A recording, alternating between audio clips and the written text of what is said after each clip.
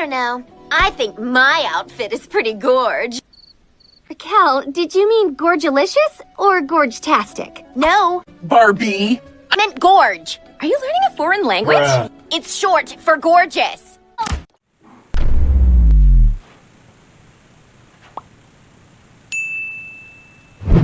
Well, good morning, good afternoon, good evening, everybody. It is a beautiful, it's only like 71 degrees today. Beautiful, crystal clear sky. It is gorgeous out here. Feels nice. Got down to the 40s last night. Felt real good sleeping. Anyway, today, one of today's project. When they painted my house, they broke my boner stick.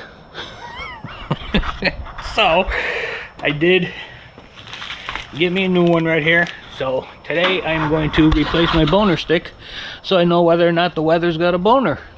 Because I don't know now because it's broke. Did you ever see a broken boner stick? Well, now you have.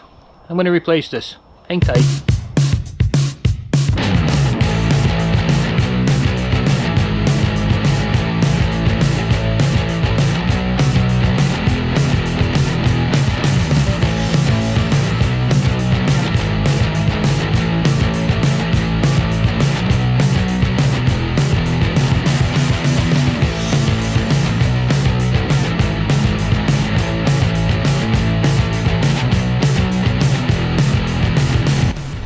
Alright guys, there you go. The new boner stick is up. Give it a day to acclimate itself. And we'll be good. Later guys. Good morning, good afternoon, good evening everybody. It is another beautiful, today it's about 74 degrees here in Central Florida. But I did go and purchase a new battery for the Mazda right there. Now it's not the proper battery for the car. I think it's a little bit shorter. I think I might have to put a little piece of wood under it to get it up to the height to fit in that box right, but I wasn't going to spend $235 on a battery for this car. This one was $79. I can do that just to get it running again and all that stuff until I figure out what I want to do with it, with the transmission and everything. Like I said, for driving around town it's great, just can't take it on the highway. But yes, I'm going to pop that battery in now, start it up, let it charge up a little bit. I might have to cut a piece of wood, like I said, to get it in there properly to the proper height. But I'm going to do that, and then I got something else I'm going to show you, which is in that box right there. So I will show you that in a few minutes once I get this battery in. Later. Well, alright guys, there you go. I got the battery in. I did have to use a piece of wood across the top because that battery is not as high as the one that actually goes in there. I actually have a piece of wood on the bottom and a piece of wood on the top to get the bracket to lock it in place. So that'll work temporarily for now until I figure out what I'm going to do with this thing. But yeah, it went in. A little bit of a hassle to get it to fit right.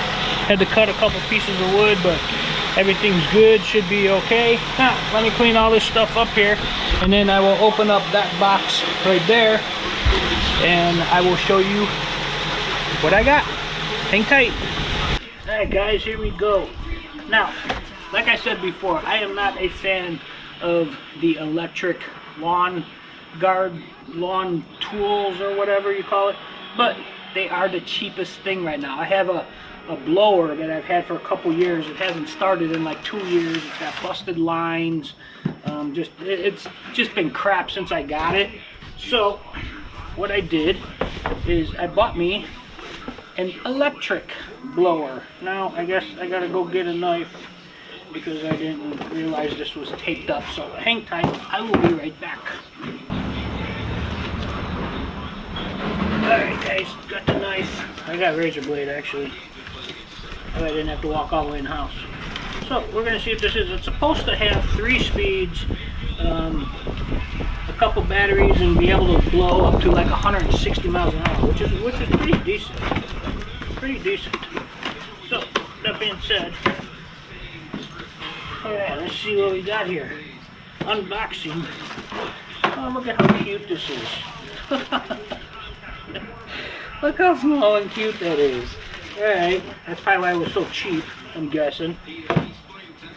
Let's see, there's this bee flying around here that's going to get killed here in a minute. He says 160 miles an hour, supposedly. I don't know, this looks kind of small to generate that much. Oh, that turns too. I guess 2 different ways. Interesting. On off, speed, 20 volt. It's a 20 volt blower.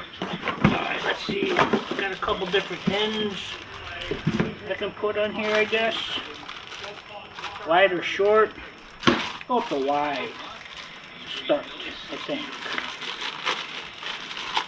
I think that might be better. Oh, it's got a couple different ones. Pointed one, wide one. I'm going to go with the wide one for now. This other guy's probably got, yeah, the other one's got a couple different shorter wide one and a more direct, powerful one. Okay. So, let's pop this on here. There we go. Okay, now I should have a charger and a couple batteries from what I understood. Okay, there's that. I don't know, where are my batteries? Where are my batteries? Oh, it must be this one. Okay. Let's see what we got here. I think it said there should be 2 batteries in here, if I remember right.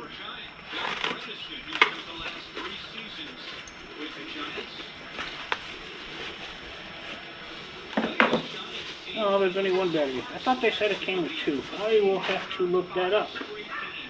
There's 1 battery.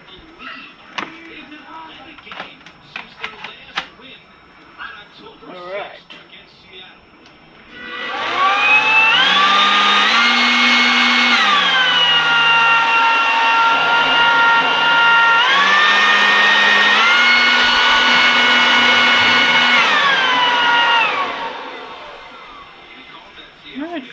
Got some oomph to it. I'm gonna go charge the battery up real good. Yeah, there you go, 160 mile per hour little blower. Not bad at all. Anyway guys, that's my new little toy. Gonna go charge this up, figure out somehow to do with it. Later.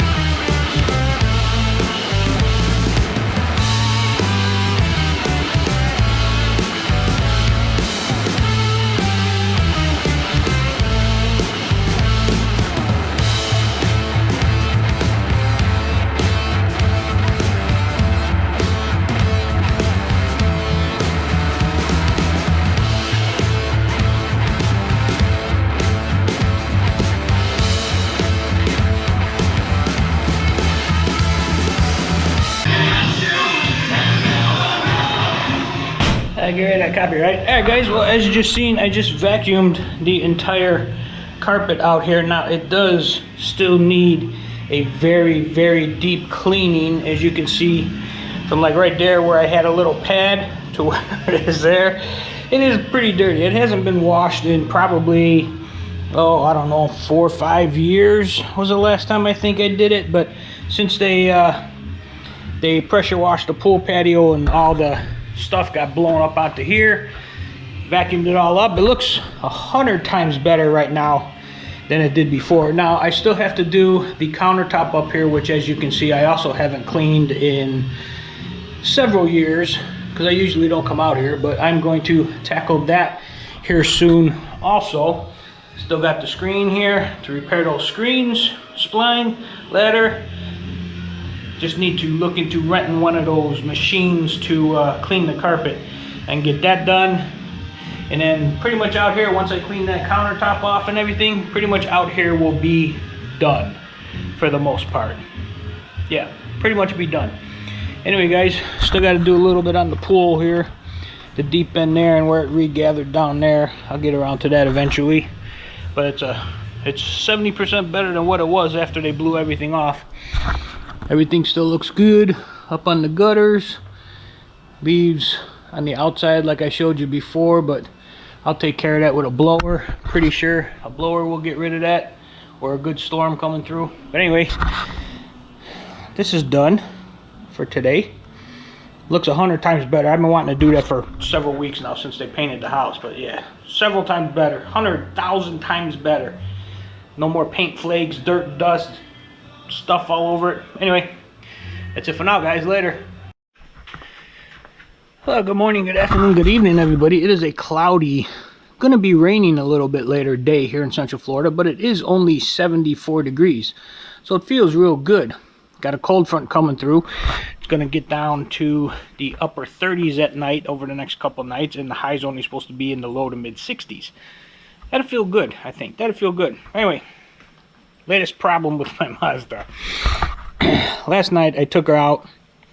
Just ran up to my friend's house up here and stayed there for a little while, and then came home driving at night. Now, the headlights always came on, but the parking lights, you know, the brake lights, the turn signal lights, you know, the parking lights, they sometimes would not come on, but then all I had to do was bang on the side of the dash a couple times and they would come on.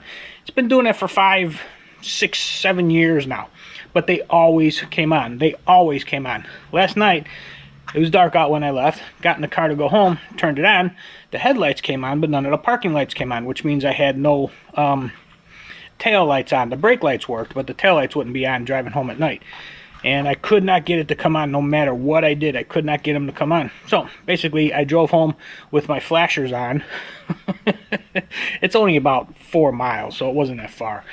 But I drove home with my flashers on last night, and then this morning I came out and got in the car and I tried it again.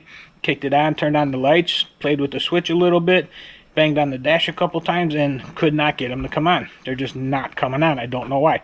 Now, yesterday, the first time I hit the dash, they popped on for a brief second and then they went out.